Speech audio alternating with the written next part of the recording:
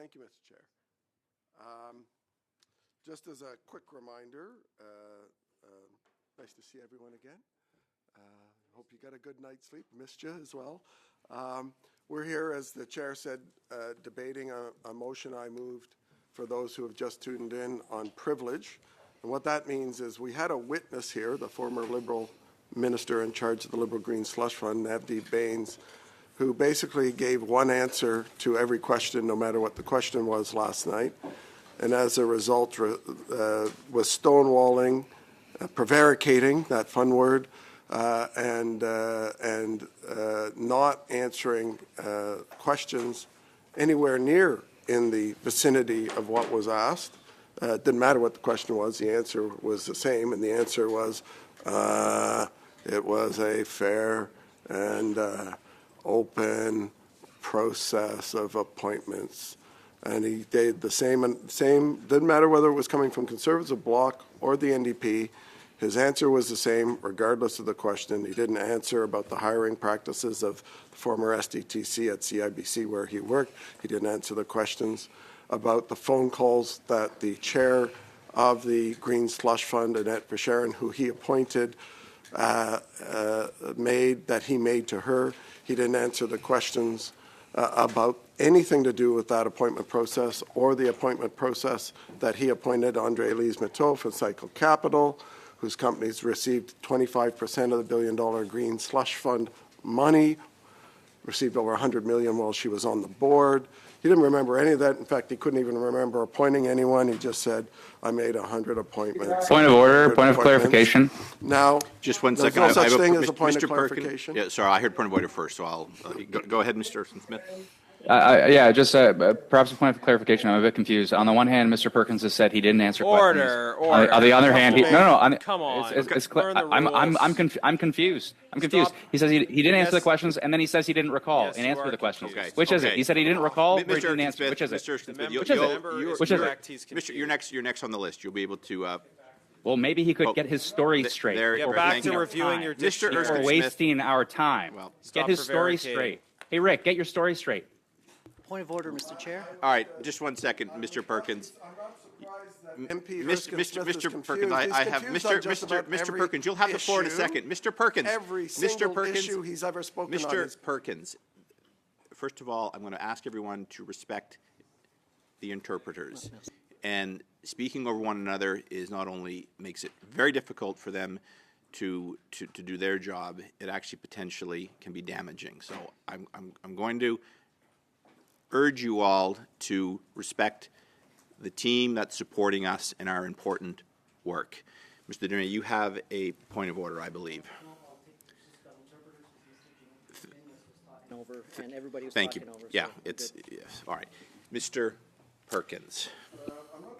Liberals, particularly Mr. Erskine Smith, who's a newbie on this committee, haven't done their homework, haven't read the documents, haven't looked at the spreadsheet from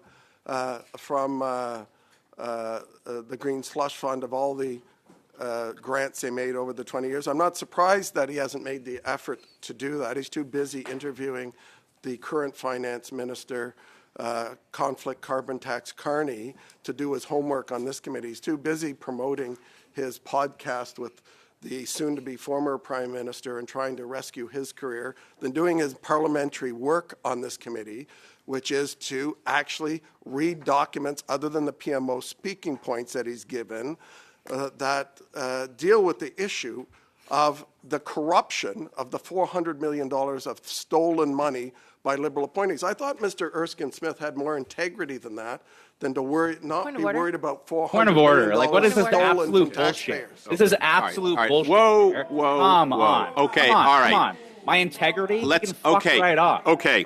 All right. Mr. Perkins, I'm going to ask you to get back on topic. I'm going to ask Mr. Erskine Smith. I understand your irritation. First of all, your language. I'm going to ask you to retract your language.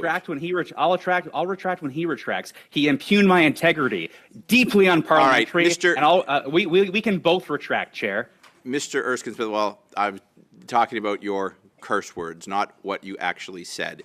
Now, we all have ample time to speak today.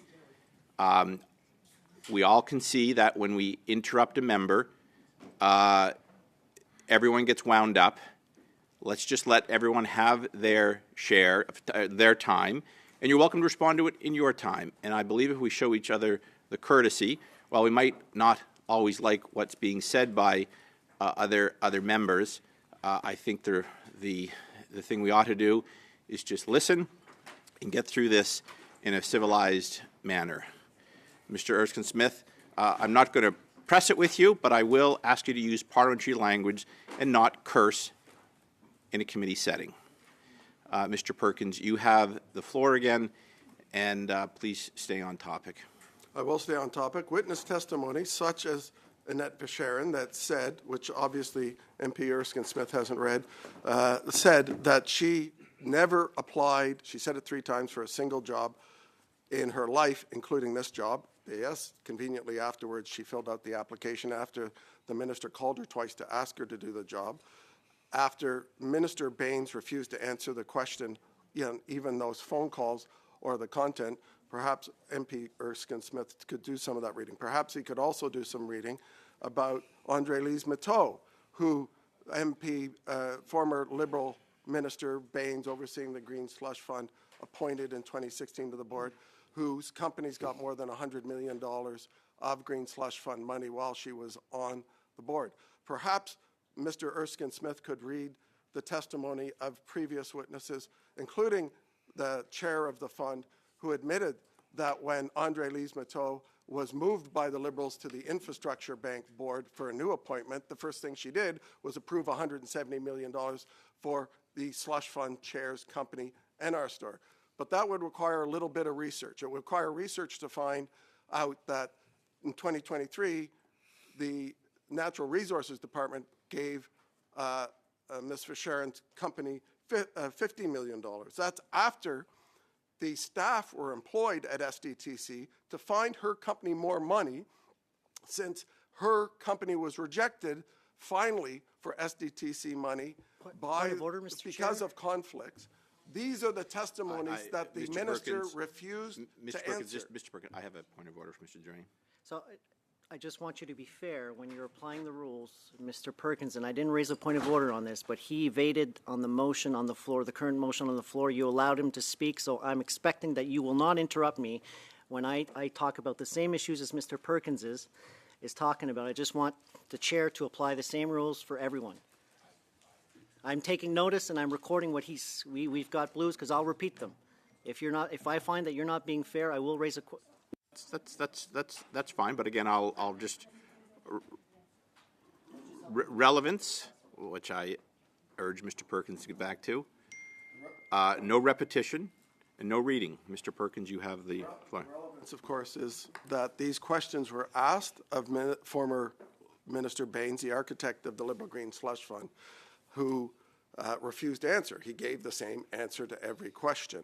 Every question, regardless what the question was, the answer was not relevant, and that's what prompts privilege. When we asked him about the issue of the appointment process of Ms. Verschaeren, all he could say is, I made appointments, I don't remember. These things are why we're here on an talking about the privilege motion I moved, because while it's true, witnesses can give answers to questions that members may disagree with, but they have to actually be relevant to the question.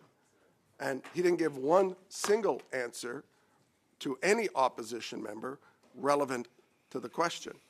And Mr. Erskine-Smith knows that because he was here in the committee and he heard it. Now, maybe he had a challenge understanding that when a member says, did you talk to Annette Verschaeren in a phone call about the appointment, that he says it's a application process and a fair and open process. I guess he doesn't understand how to make the connection between yes or no, I spoke to her or I didn't, versus saying some automatron, hologram type answer where he was pre-programmed to say one line all the time. And I understand that the Liberals are upset that every time we have a meeting, and we, except for former Minister Baines, that they're upset that we uncover and reveal more Liberal corruption.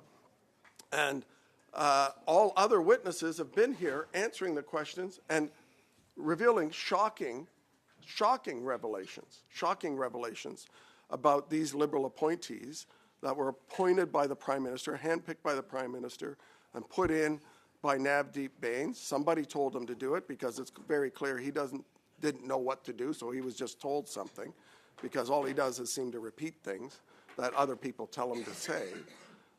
And we're trying to get to the bottom of that, and it's incredible that the privilege breach that we saw yesterday with former architect of the Liberal Green Slush Fund, Navdeep Bains, is not seen by Liberal members, is something to be troubled about. They're not troubled by the theft of $400 million. They're not troubled by the fact that that only represents half of what the Auditor General had available to look at.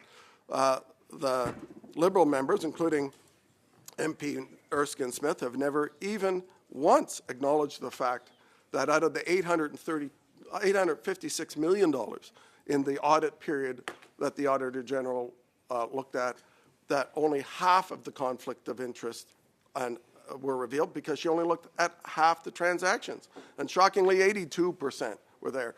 And Mr. Erskine Smith would have us believe that an ADM sitting in every meeting never reported anything to Minister Bains about 82% of the time these Liberal appointees voting money for themselves. Never once a senior bureaucrat, would have never reported that up to Minister Bains or Minister Champagne, who was also silent for 40 months on this and never said anything till it was public. These are the issues of privilege that former Minister Bains breached, and that's why we're here, and that's why the motion's on the table. And I will leave it at that for now, Mr. Chair, just because I'm sure we'll have great insight from the Liberal members, and perhaps an explanation from Mr. Erskine Smith about his language. Thank you very much. Next is Mr. Erskine Smith. You have the floor, please. Rick, you impugn someone's integrity. You deserve every language that comes your way. There's nothing more important than a member's integrity, and you have no business impugning mine. Because what are you doing right now? What are you doing right now, Rick? You have brought a privilege motion, an incredibly high bar. And on what basis? Well, before Mr. Bains was even finished his testimony, you brought a privilege motion. We're happy to have him back and answer clear questions. And look, I'm not even disputing. You can say I didn't like all of his questions. He wasn't as forthcoming as I'd want him to be. You can't say I don't recall isn't an answer. That's what, on the one hand, you said he's not answering my questions. On the other hand, you're saying it's insufficient for him to say I don't recall. Unless you're accusing him of deliberately misleading you and members at the committee, unless that's the accusation, which I haven't heard, but if that's the accusation, then your privilege has not been breached. And I want to run through just how high of a standard we actually are talking about here, because, and I would love at some point, I'll come back to this, but I would love the clerk and analyst to clarify that. I mean, when I run through the rights of members around free speech, the privileges of members, a breach of privilege occurs when there is a disregard or attack on the rights, powers, and immunities of the House and its members, either by an outside person or body or by a member of the House. That's what a breach of privilege is, okay? And all breaches of privilege are contempts of the House. A breach of privilege is always contempt. And I'm going to give you a couple of examples. Deliberately misleading testimony. In 2003, the former privacy commissioner was found in contempt of the House for providing deliberately misleading testimony during hearings of the Standing Committee on OGO. Deliberately misleading testimony. Is that the accusation? I haven't heard it. If you're going to make an accusation of breach of privilege, make sure it's consistent what a breach of privilege actually is. In 2008, Deputy RCMP Commissioner Barbara George was found in contempt of the House for providing misleading testimony during the Standing Committee on Public Accounts, hearings into allegations of mishandling of the RCMP's pension and insurance plans. We also know impeding access to the House is a breach of our privilege. The denial of access and significant delays experienced by members of the House constitute a contempt of the House. That's nowhere near where we are at the moment. Refusal to attend in the face of a summons. We had in 2013 a failing to allow a witness to appear before a Senate committee by the RCMP that was investigating harassment in the RCMP. That was found to be a breach of privilege, and rightly so. Refusing, failing to attend, or in that case, impeding the ability of a witness to attend. I could run down a longer list. You know, the United Kingdom on parliamentary privilege has a list of contempts here, where assaulting, threatening, obstructing, or intimidating a member or officer of the House in the discharge of their duties, deliberately attempting to mislead the House or committee, as I've mentioned, deliberately publishing a false or misleading report of the proceedings of the House, removing without authority papers belonging to the House, falsifying or altering any papers belonging to the House, deliberately altering, point of order, suppressing, Chair. concealing. I have a point of order, Mr. Erskine-Smith. Excuse me just for a second. Yes, Mr. Genuis. Mr. Chair, this member who's speaking right now just had a full-on meltdown where he used a grossly, obviously unparliamentary language. He was asked by you to withdraw those comments. He refused to withdraw those comments. Frequently in the House, when you have even much more minor or marginal cases, members are required to withdraw based on the authority of the chair, and this member has just shown grotesque, flagrant disregard for the rules of the House, literally dropping an F-bomb and saying that it was deserved and saying he won't apologize. And I believe it is within your authority to tell him that he cannot continue to speak on the basis of his refusal to withdraw on parliamentary language. And obviously that's within your discretion. But this is not an ambiguous case. This is a Liberals desperate, having meltdowns on the microphone, using gross, foul language in unparliamentary ways. And Or how Cal, about I think interrupting Okay. someone who impugns So- my integrity, Garnett? Get out of here. Okay, Mr. Erskine-Smith. I'm not going to get out of here. There was I know the rules, and you should follow them. So Mr. Erskine-Smith, I I haven't mentioned anything about bathtubs, buddy. Mr. Erskine-Smith, look, Mr. Perkins was under barrage yesterday in a manner that he thought was unfair. I would ask you to Hold on, With- Mr. with, Mr. Chair, on withdraw- that same point of just- order. sure. I'm it's a request. I'm trying to keep things moving along here. Well, I've heard but him go- retract the comments. Okay, well, then- so I would ask you to go back well- to the Blues and check, because I've heard Okay. Nate Erskine-Smith Well, let- retract his. He Let me said, let I me just retract. ask Mr. Erskine-Smith. Mr. Erskine-Smith, did you in fact withdraw? Sorry, withdraw my remarks in relation to Mr. Perkins, or The- not talking about bathtubs, buddy. The cursing. Mr. Duran seems is under the impression. I would be pleased to retract my comments. I assume you will also ask Mr. Perkins to retract his comments where he impugned my integrity. So I'll take that as a no. I mean, Mr. Erskine-Smith, I'm not going to be over the schoolyard nanny. You have the floor, but you're conducting yourself in a manner that is not appropriate. You gave us less than an hour's notice, Chair, if you want to talk about appropriate behavior. Mr. Erskine-Smith, you repeatedly complain about this committee schedule.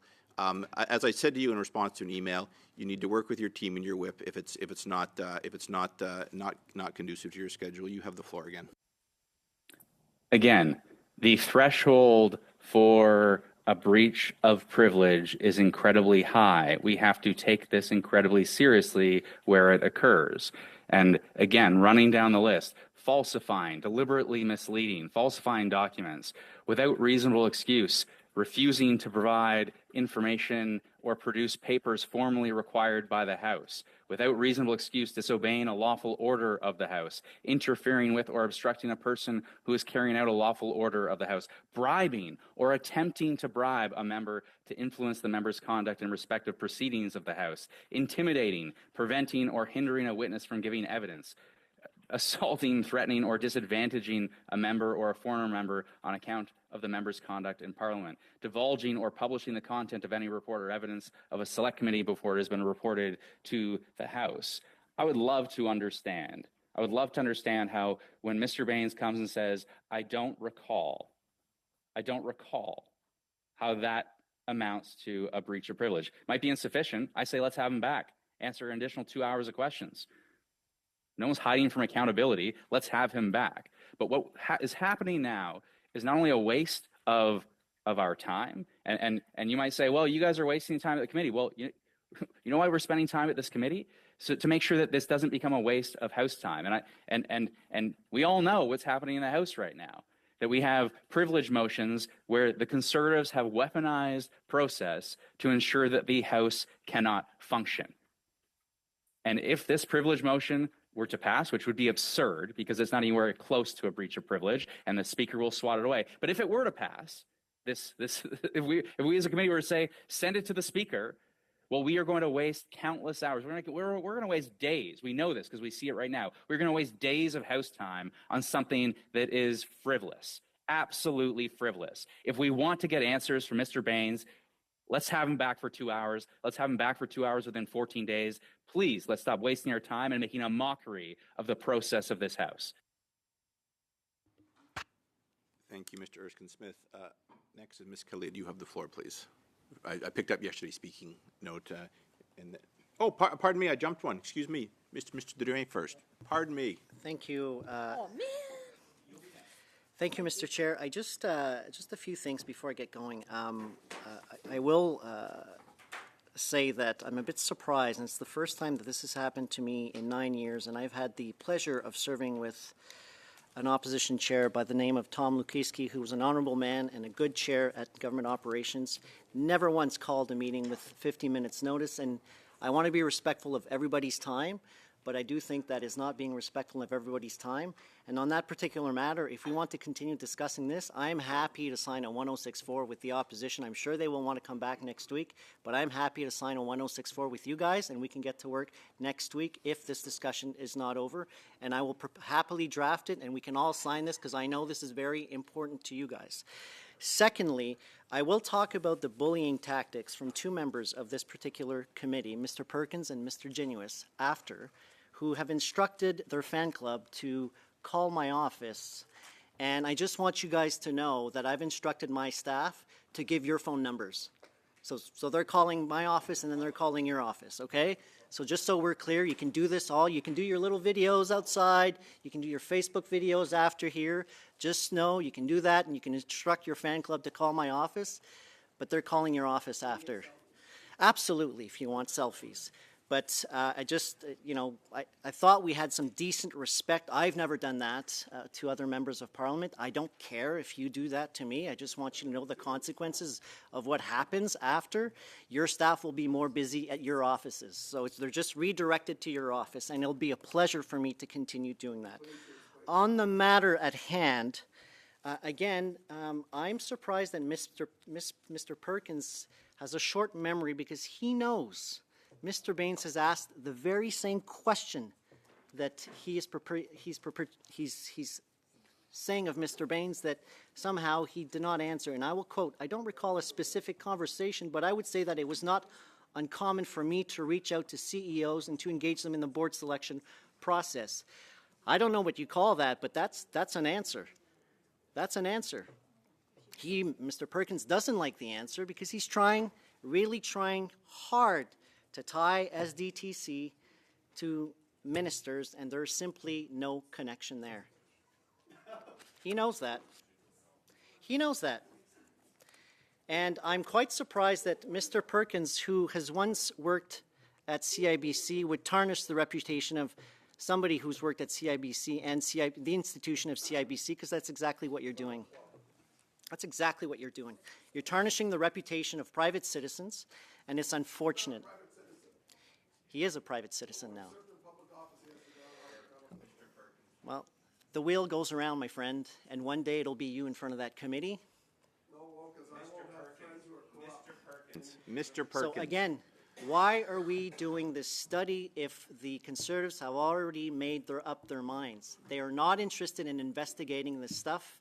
They are using words like corrupt, and obviously they're calling me corrupt and blah, blah, blah. It's simply, they're not interested in making this study. They're not interested in the words of the Auditor General. They're not interested in what the Commissioner of the RCMP has said. They're not interested. All they're interested And we saw it yesterday again. And Mr. Genuis, he laughed at me the other day, but they are treating this committee like their own little private Facebook studio. And it's a shame. It's a shame. Have some decency for democracy. Just a little bit. Just a little bit. And I wish the kids in short pants on this committee sometimes would grow up. But some of them have, and some of them haven't.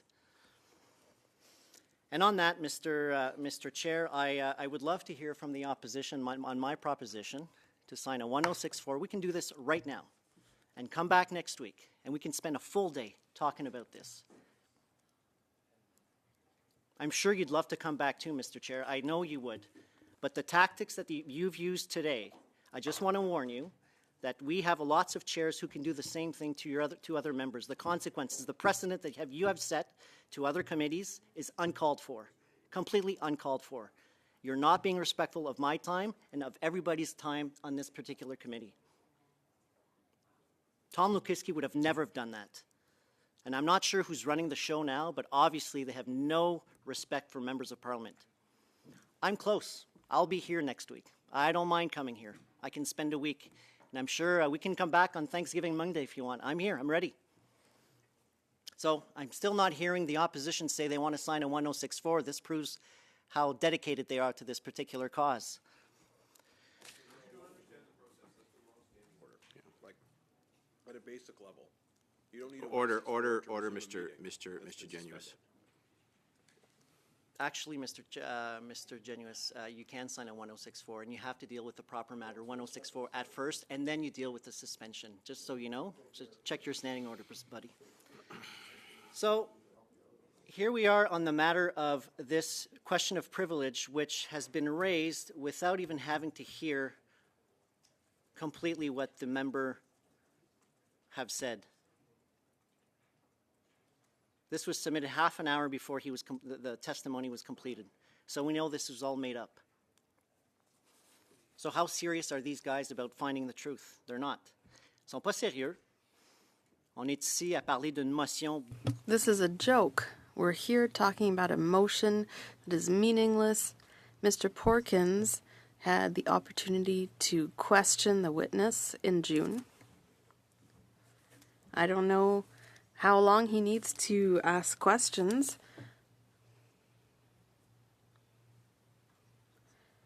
And I can't believe the other parties in the coalition are helping the Conservatives on this motion. And what I find shocking is that whether it be members of the Conservative Party, the Bloc, or the NDP, but it wasn't Mr. Cannings that I had in mind. Several times these MPs mentioned that they were not satisfied with the answers provided by a witness, but because it was not a former Liberal minister, then there was no question of contempt of Parliament. So a standard is a standard. You should apply the same standard to everybody. If you think a witness failed to answer our questions properly, if you raise a question of privilege on about one witness but not about the others, well, then where's this will to find what the truth is? I'd like to stay on the list until Miss Alette. I think she's the next one on the list. I think she's having a conversation with Mr. Cannings. I'll let her finish her conversation. But in my opinion, Mr. Perkins's motion is too severe. Mr. Erskine Smith summed up the facts very well. He said you have to take questions of privilege seriously, and not only because we're dealing with a former Liberal minister. We shouldn't be partisan in this type of situation. So I would argue that we should withdraw the motion, and we should deal with the issue. And maybe I'm theorizing on why they don't believe Mr. Baines answered the questions, but might be because the official opposition keeps changing their players, whereas we're always the same people here. It's like there's a rat pack on the other side of the table. So if you're not satisfied with what witnesses said, then maybe you should go and check the blues. I really can't imagine how Mr. Baines failed to answer the questions that were asked. Obviously, the opposition is looking for a culprit. They've already accused Mr. Baines when they say he was the architect behind SDTC. They already accused him without providing a shred of evidence that he was involved in SDTC directly. And I would remind you that the Auditor General, the report by McCarthy Tétrault, Mr. Chabot's report, and even the review that's occurring as we speak, none of these are going to say that there was too much involvement by the minister or the minister's office. And that is the heart of the issue here. This is what the opposition is trying to put forward, this link between the minister and SDTC. And there is no link. And so we're turning around in circles. We're wasting time. And I'm starting to question our ability to actually seek and find answers. So if I really understand what's going on, the opposition doesn't care about the Auditor General, doesn't care about any of these reports, and they just want to create a link between a minister and SDTC, even if there was no link whatsoever, aside from the fact that there was an agreement signed. The minister has nothing to do with day-to-day operations, and that's what the opposition doesn't seem to understand. So I will take a short break, Chair, to have a drink of water and give the floor to Ms. Khalid. Ms. Khalid, you have the floor, please.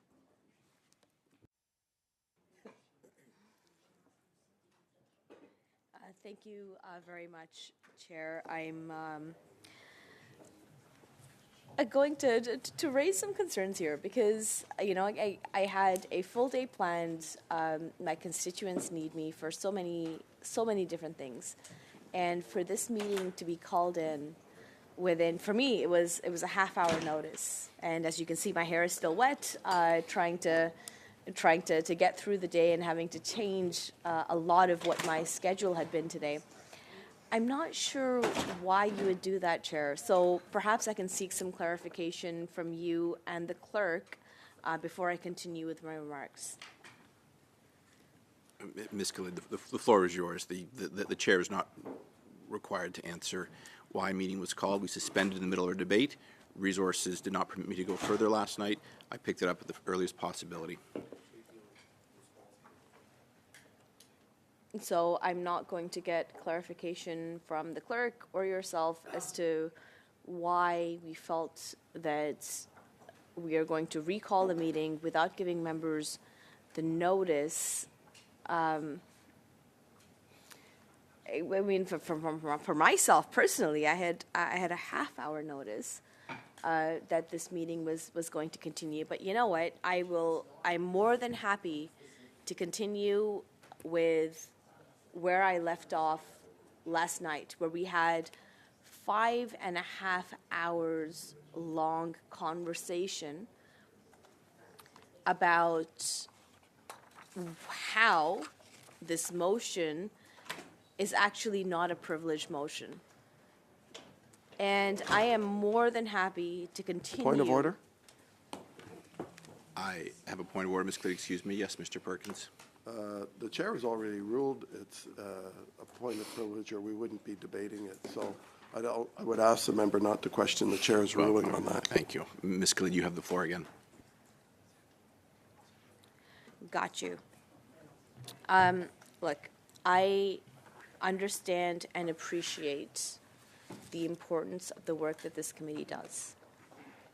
I understand and appreciate why we do this work, because ultimately we need to find accountability for the hard-working taxpayer dollars that Canadians spend to keep our democratic institutions going and alive.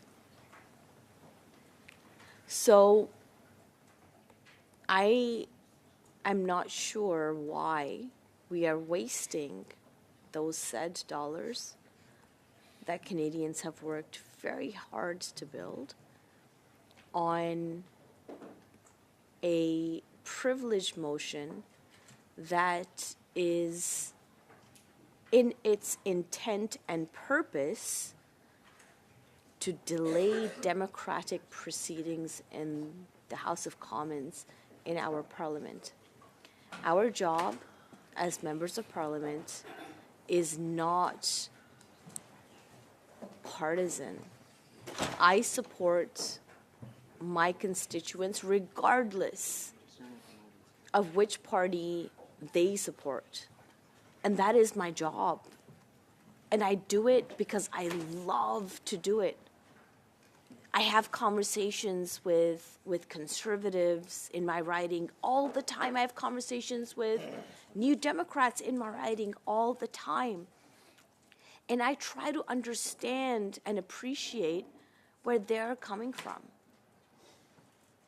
And that is the ultimate of who we are as elected representatives in our communities, and how we bring that voice here up in Parliament. And it is a diversity of opinion that we really have high regard for. But what really hurts, not us individually, and yes, us individually, but us as collectively, are partisan games. And this is exactly what this motion is. It is not about getting to the bottom of what happened with SDTC. It is definitely not about what happens going forward. And we see that there is a plan from the minister as to how we go forward. And that is that transfer to the NRC. That is a really concrete plan as to how to move forward. This entire program has been implemented over the past decade. And what I have seen over these past number of meetings from my Conservative colleagues, from my Bloc colleagues, and from my NDP colleagues as well, are very partisan questions where any witness who comes before here is not given the opportunity to actually respond to the questions that are being posed. They're being cut off. They are props, I find, in how the opposition wants to be somebody. And that's not fair to Canadians whatsoever. I am more than happy to have this witness in question come back before committee for however many hours the committee wants. But when we're questioning, whether a witness has been able to answer questions to the satisfaction of the questioner, and in this case it's the opposition, I find that to be quite damning. Because, one, Charter of Rights is implicated with respect to how people are able to express themselves. Our parliamentary rights and privileges are implicated with respect to how do we determine what is satisfactory to one party versus another party versus another party. So when we're talking about satisfactorily answering questions that have been posed, regardless of who they've been posed by, what is the ultimate goal here? What is the objective? Why do we have to now question who's right and who's wrong amongst us as members of parliament, not even the witnesses who are here to provide expert testimony on the issues that we discuss on a regular basis?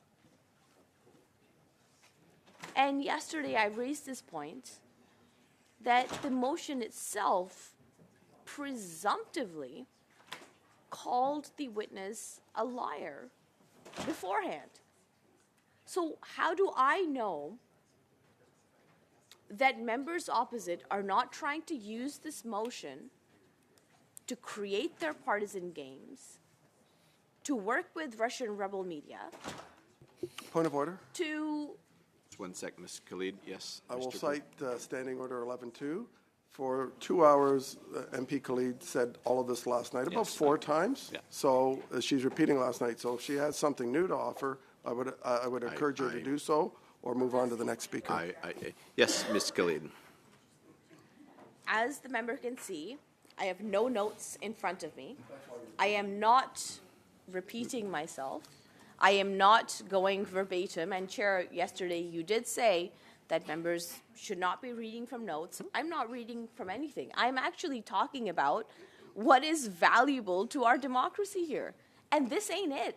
This absolutely is not it. And for Mr. Perkins to call a point of order on something that he knows is bogus is very, very unfortunate. Ms. Khalid, as I mentioned, repetition on a I'm making member. a point, Chair. Pardon me.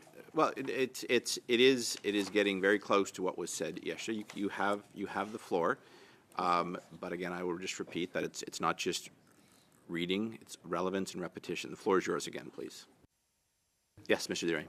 On that same one, I keep hearing the opposition saying corrupt, liberal, green slush fund. That's repetition. So I'm just expecting. Okay, Mr. Okay, I'm expecting the same yes. level of So being hold fairness. on. All right. So, unfortunately, we've heard those words being thrown about on both sides. That's sadly the business we're in, the school of hard knocks. The point that for standing committees is that if the arguments begin to go repeat. So you're welcome to make arguments that speak to the motions, but repeating the same arguments again and again is what is not permitted. So, Ms. Khalid, you continue to have the floor. Thank you very much, Chair. I appreciate it. And I appreciate your clarification.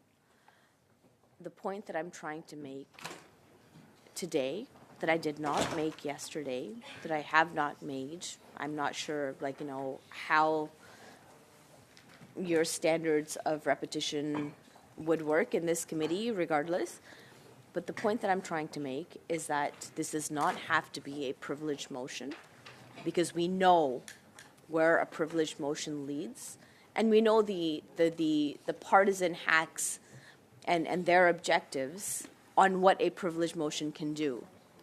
What I'm trying to say to this committee is that we can achieve the objective of having that witness back before this committee without this being a privileged motion to have conservative hacks jam up the work that is being done in the House of Commons. We can achieve our objectives without being super partisan. We can achieve the objectives of this committee without being super partisan. I use that as a better way of framing it, Chair. I am more than willing to work with all members on this committee to ensure that the work and the objectives of this committee is fulfilled. And what is that work and objective? It is to make sure that taxpayer dollars are held to account. It is to make sure that on this specific issue, as has been acknowledged by all of my Liberal members here, as has been acknowledged by everybody at this table, wrongdoing happened. There was no ministerial influence on that wrongdoing, but the government does have an obligation to act on this, and they have acted on this. And if members on this committee want to have a witness reappear to answer the questions that they need answered, we can do that without setting terrible precedent within the House of Commons by use of a privilege motion. Because that privilege motion, as I think we can all agree around this table, is not meant to get to the bottom of what needs to happen. It is to jam the work, the legitimate work that Canadians expect us to do in our parliament. And that is really unfortunate. You look very impatient, Mr. Chair. You called this meeting in a half hour's notice. And I am here to help express the viewpoints of the majority of reasonable Canadians who want to see Parliament function, who want to see Canadians have that representation, sure, but also to see work being done. And the fact that this motion has been moved in this committee for the exact purpose of stalling work in the House of Commons is unfortunate. There are so many significant bills that are going through the floor right now. And what are we doing? We're doing privilege after privilege after privilege, because God forbid that the privilege of those folks is violated. God forbid that their privilege is ever in question. Privilege, Chair. Not a right, a privilege. I have a right to have a voice in this place. I have been elected by my constituents to have a voice in this place to speak for them. And they don't care about Mr. Perkins' privilege to be satisfied by a witness's question or answer. There are ways in which he can get the answers that he rightly deserves. Is this the right way? No, it is not. The right way is for us to be able to collaborate, to be able to identify what the issue is, and to find ways to get to the solution of that issue. And we have proven in the past that that has been possible. We have been able to work together, to come together, and do the right thing for Canadians and by Canadians. Why are we here today? Why are we here on this last-minute called meeting to discuss what? To discuss an issue that could have been dealt with by your own discretion, Chair. by your own discretion. And the fact that we haven't gotten there tells me that there are nefarious purposes as to why this privileged motion was moved in the first place within this committee. And I cannot, in my morals and in the responsibility that I carry for my constituents, support this nefarious purpose whatsoever. I would recommend and highly suggest to my opposition colleagues that this motion needs to be withdrawn and be replaced with another motion to say this witness needs to come back. This witness absolutely needs to answer the questions that all of our colleagues across this table have for this witness. But then we also need to understand and appreciate how the report is going to look like also. And not be redundant in the questions that we're asking time and time again of the same witness, badgering, calling witnesses liars, et cetera, et cetera, et cetera. It's not appropriate. And quite frankly, it is beneath us. The Public Accounts Committee has a higher mandate than to be political tools for the opposition. And you, Chair, I know how much principle you have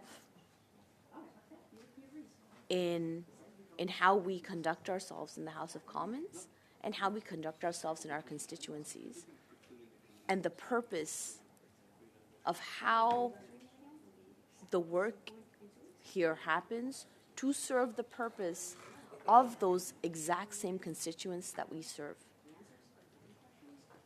So I would again implore yourself, Chair, firstly, to find that this motion is out of order because there has been no violation of privilege. But if you can't find that for the sake of your own constituents, then I would encourage you to work with your opposition colleagues and withdraw this motion so we can put forward a more concrete, a more substantial motion to say, yes, we need this witness back. We need him to answer the questions that any committee members may have. We want to send him written questions that he may not have answered in this committee. There is no privilege that is being questioned here, Chair, and you of all people know that. So I put that proposal forward to you, Chair, firstly, to consider whether this motion is out of order, which I think that it is, and secondly, to encourage your colleagues to withdraw this motion and put forward one that is not so partisan-y, one that encourages all of us as committee members to work together and summons the witness that we have any challenges with and to help them answer the questions that we have for them. And lastly, to be able to send in written questions that any of our members may have and has been raised by members over this course of the past 2 days, to have those written answers back. Because we can't go from 0 to 100 all the time. And we have seen in the context of what has happened over these past couple of weeks and months is the use of parliamentary procedure to play political games to stop the work that Canadians expect us to do. I will park my comments there, Chair. Thank you. Thank you. And far from being impatient, the chair is fully engaged and reaching out to the vice chairs to try to find resolution here. And a note, your hand is up to speak again, so we will add you to the list. Mr. Stewart, you have the floor. Sure. Thank you, Mr. Chair. Mr. Chair, we come to public accounts to question and to provide oversight of taxpayers' dollars, to check for value for money, whether or not it achieved value. Members have privileges here. One of those privileges is when you come into these hearings, you're not here to evade, you're here to answer questions, important questions. 186 conflicts of interest at first glance were found by the Auditor General.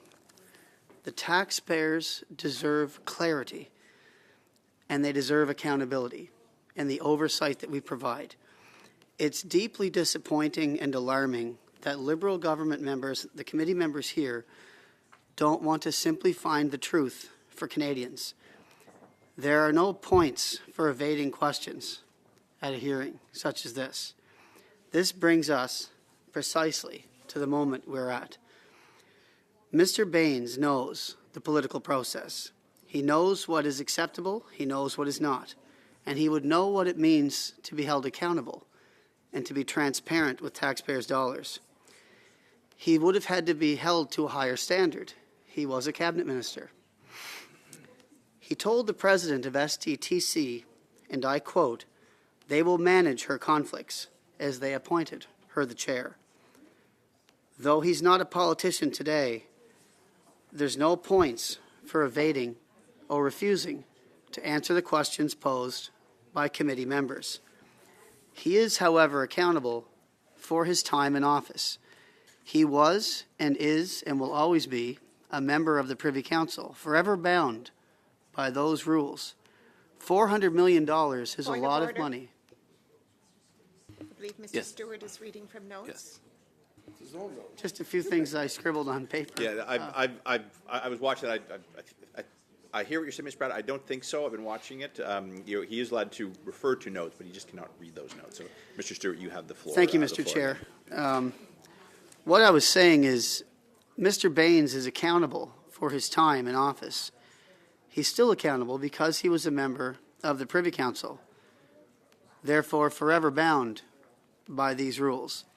$400 million is a lot of money. It may not seem like a lot of money to some of the members of the governing party, but I'll tell you what, Mr. Chair, when you have record numbers at food banks and carbon taxes with record inflation and inflating grocery prices, and people in my constituency in Miramichi-Grand Lake that call me on a daily basis choosing between medications and groceries, sometimes fuel and groceries, mortgage rates are going up, interest rates are going up, rent is going up, all of these problems on the watch of the current government. You know, I remember in the 90s, I was in high school when Jean Chrétien was the former prime minister, and I remember hearing so much about the sponsorship scandal. And the only reason I bring that up today is, for its time, that was quite a thing. It upset Canadians, very clearly. But the interesting thing today is this scandal in particular is 8 times larger than the sponsorship scandal. 8 times larger.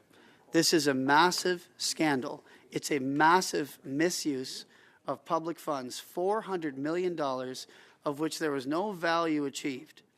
So the reason why we want this sent back to the House with the production of documents, and the reason why we want this privilege to pass is because our questions were not answered. The questions of other members of other parties were not answered. And when the questions are not answered by the individuals that have those answers, that is our privilege to get those answers for the public in this country. So I would say that it's deeply disappointing that the Liberal members are not supporting this privilege motion. Thank you. Thank you, Mr. Stewart. Up next is Mr. Genuis. You have Mr. Genuis. Mr. Genuis, I think I'm going to suspend for 5 minutes because there seems to be a discussion on the side, and maybe it will lead somewhere. So I'm going to suspend.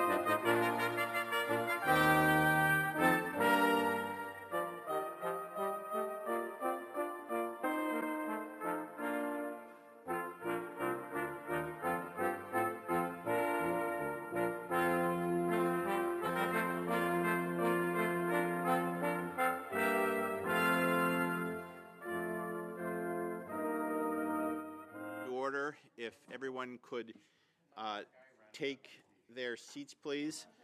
I'm going to recognize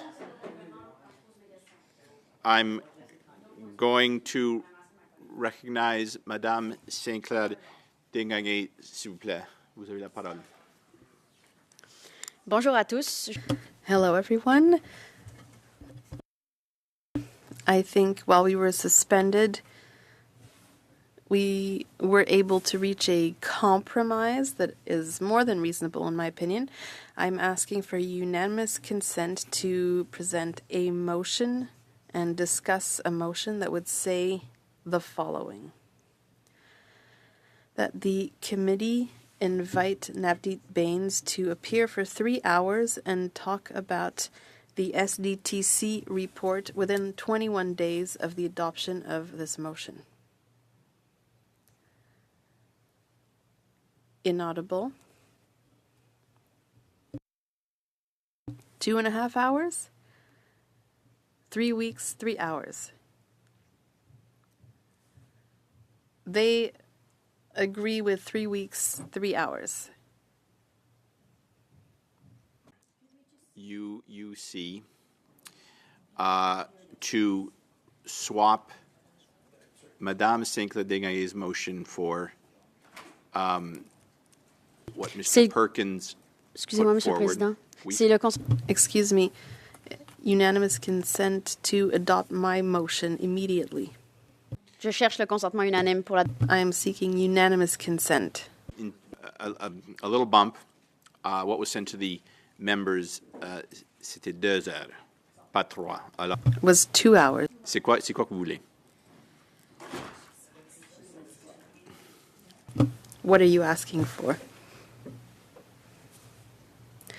Just for your information, during our negotiations, we talked about 21 days and 2 hours, and now we've just found out it's 3 hours. It's scandalous. No, it's not scandalous, but I'd like us to respect what we negotiated. Don't. I think we should settle on 2 hours. This will ensure the member Très comes bien. back. On reste à 2 We've already heures, had c'est an hour. envoyé. And OK. and Donc, I- 21 jours, 2. So 21 days, 2 hours. Do I have unanimous consent? Point of order. The translator My understanding was it was summons. Possiblement, Convoqué c'est une à erreur, comparaître. C'est un erreur summon. de traduction, mais Et ça a été summon. envoyé. summons. and this was sent by email. The interpreter does not have the. So I'll hear you in a second, Ms. Yip. So we're looking for UC to approve this motion as it has been distributed to the witness will appear within 3 weeks for 2 hours. Yes, Ms. Yip. All on the same page. Can we just read out loud for what the motion is? Sure. Just to make sure, okay? And en français aussi. I will do that Okay. dans les deux langues officielles. In both official languages, the interpreter does not have a copy of the motion in the booth. In French, it says that the committee summon Navdeep Bains to appear for 2 hours about the SDTC report within the 21 days following the adoption of the motion.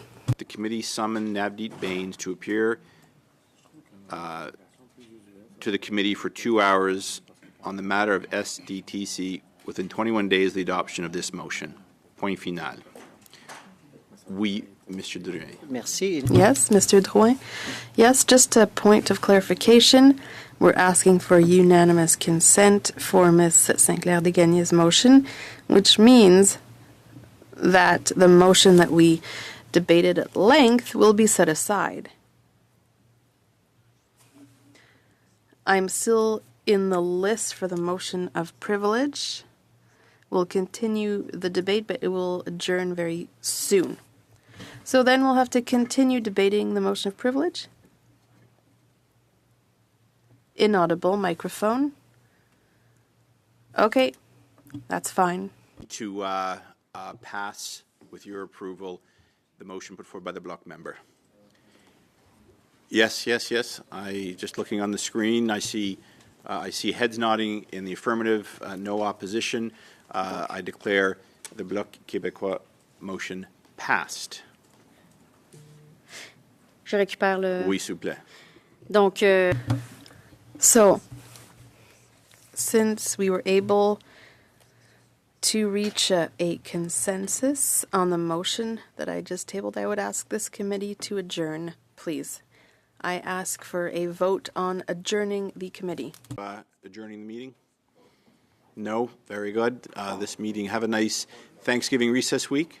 Oh, you want a recorded vote? On an adjournment? All right, the